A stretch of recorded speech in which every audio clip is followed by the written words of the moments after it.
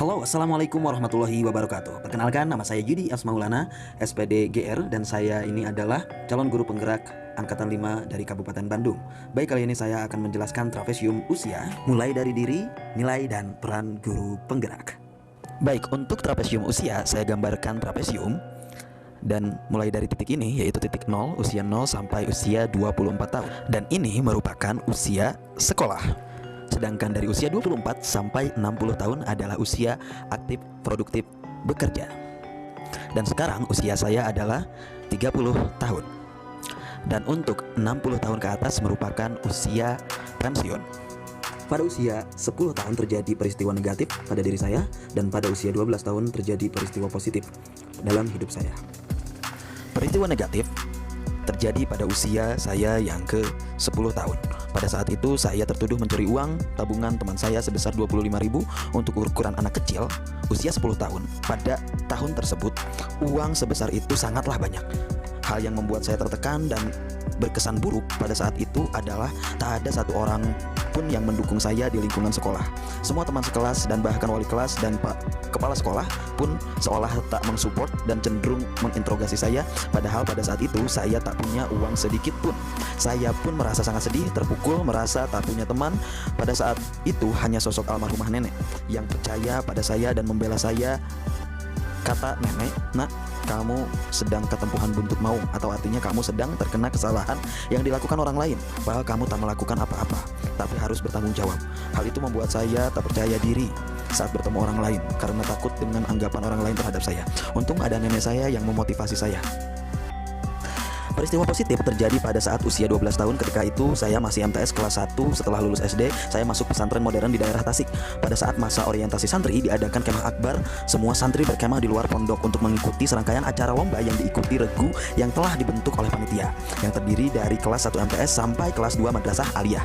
Pada saat itu saya satu-satunya yang menyumbangkan 3 medali untuk regu saya dan jadi penyelamat regu dari hukuman karena tak punya medali.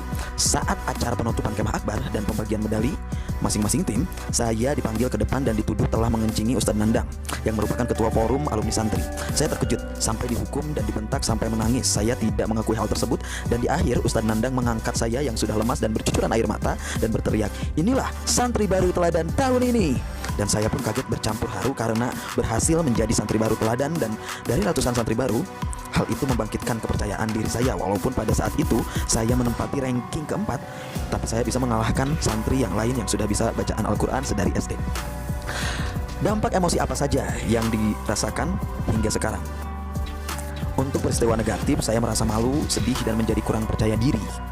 Dan untuk peristiwa positif, saya merasa semangat, percaya diri, haru, bahagia, dan juga bangga, dan juga menjadi lebih pantang menyerah.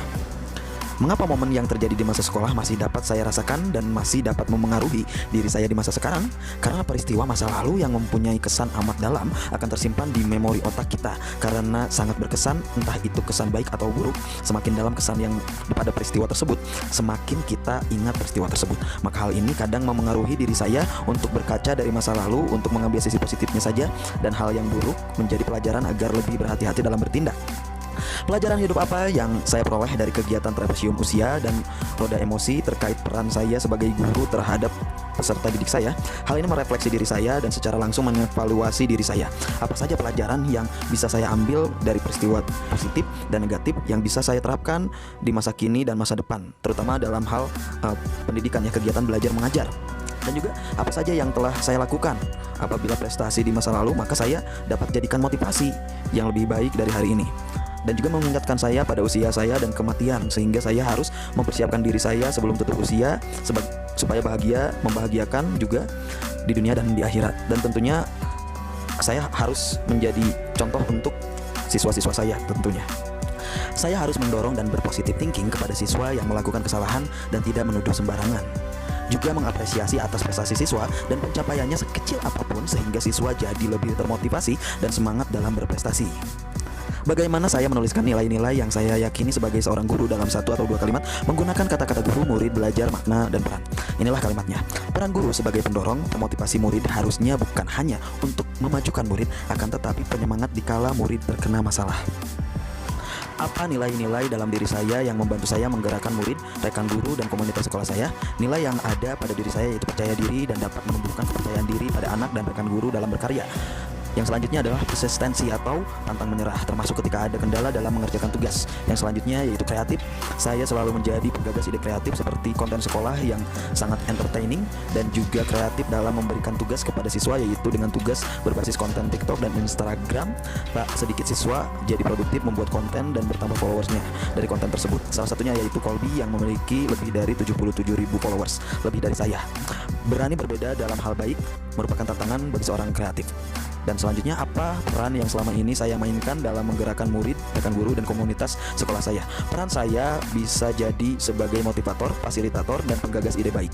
Di kelas ketika menjadi guru atau di kalangan rekan guru, tak jarang guru lain menanyakan pendapat dan perihal teknologi kepada saya.